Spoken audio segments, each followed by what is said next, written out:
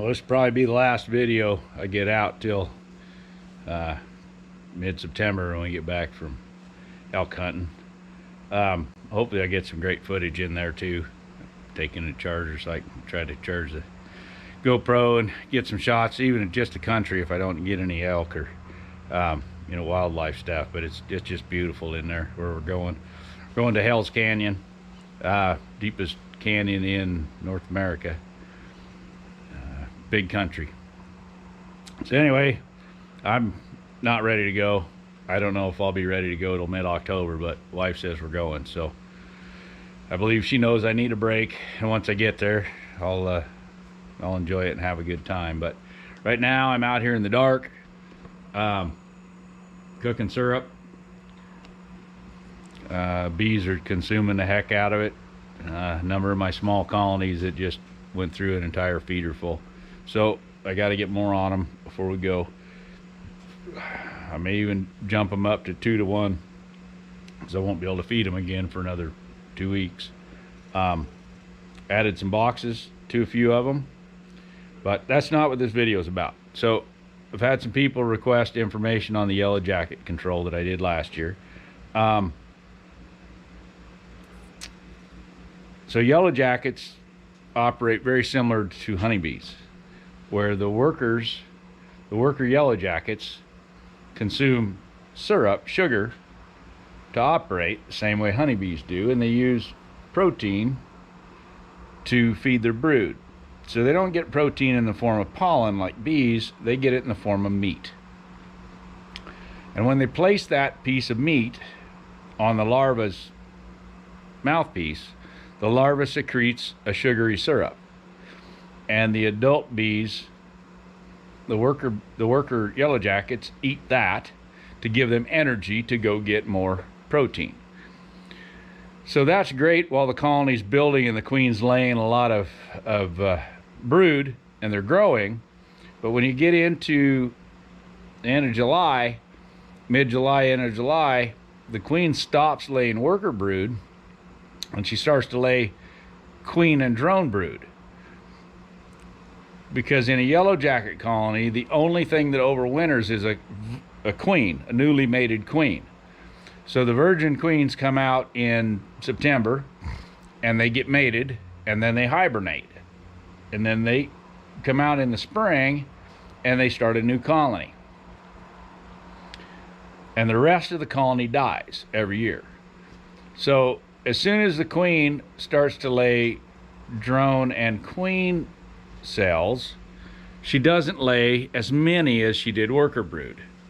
So there's not as much larva producing syrup for the worker yellow jackets to consume. So that's when they get hungry for sugar. That's when they start trying to rob out the colonies. That's when you find them in your pop can on the deck at the barbecue. So understanding how they're operating and what's going on is key to control. So last year I mixed boric acid, and so this is boric acid. I believe I ordered that online from Walmart, a 5-pound bag for like $13 including shipping, and I've given away most of it. It doesn't take much. So if you mix the boric acid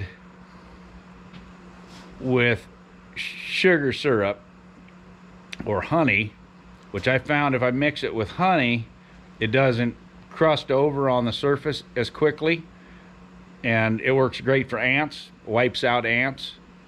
As soon as they take it back to their brood, they're destroyed. And so with that thought in mind, I tried it last year in some syrup mixed with tuna fish, which the honeybees didn't seem to want to have anything to do with. But yet the yellow jackets could come in, they could get some syrup, which they needed for energy, and they could haul back protein to the brood.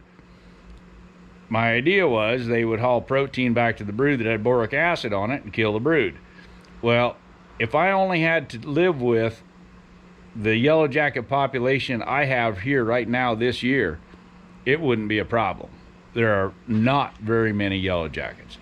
I don't know that that's from what I did, or if it's from the cold, wet spring that we had. I saw queen yellow jackets still flying around in June. But either way, I'm happy with not having yellow jackets. So if you can get this concoction out there and control, even a couple of hives worth of queens that come out, it benefits you next year. Everybody tells you to try to catch the queens in the spring, and I've had poor luck trying to catch them. They don't come to the bait boxes. They fly around. I see them, but trying to get them is hard. And I've, had people say, "Oh, keep a bottle of alcohol, spray bottle of alcohol, and spray them with alcohol." I've tried that. They just fly off. So being able to kill them before they actually turn into queens seems like it's probably a good idea. So you guys can try that. There's other stuff out there. The chemical that's in Frontline flea and tick medicine for dogs is called Flipronil. You can buy it in a larger bottle.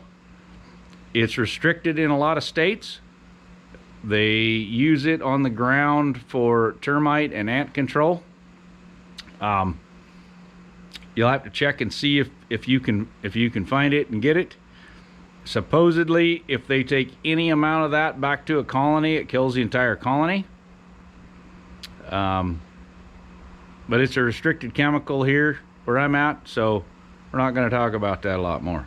But you guys can investigate it and try to control your yellow jackets with that if you can. I know some people that put a piece of chicken with some of it right next to a colony where they knew there was a yellow jacket colony, and the next day there were no yellow jackets coming in or out. It was dead. So that's a great chemical, but it's also a dangerous chemical. That's why it's restricted in a lot of places. It is devastating to fish, invertebrates. If it gets in the water, it lasts a long time in the soil, like 10 years.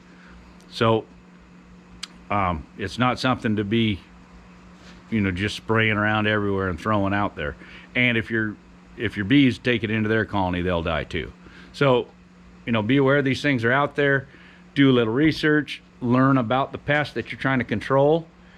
This boric acid stuff, like I said, if it's what did what's happening around here this year, I'm impressed.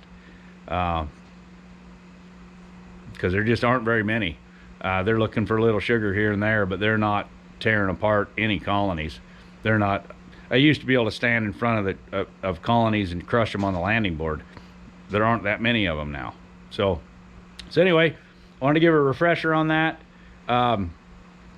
You guys can ask questions. I'll try to help figure it out. I'll only be here another day or so, and then I'm out of here. Gonna try to bring in some elk meat.